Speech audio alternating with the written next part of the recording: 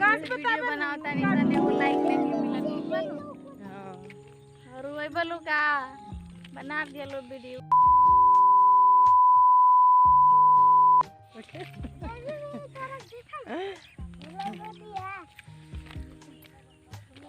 बहुत बड़ा सरी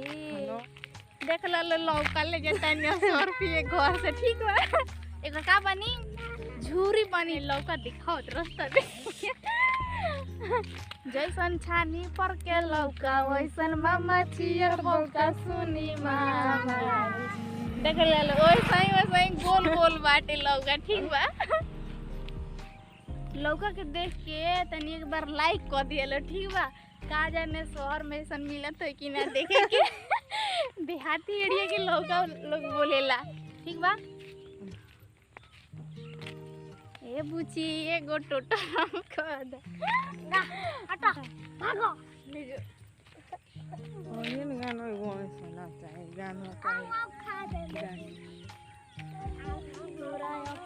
के काजना ए जान झगड़ा कर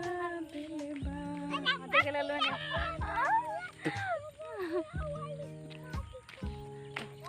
बाप रे वीडियो तक करती देख लो वीडियो लाइक करिए लो शेयर करिए लोगन ठीक बा।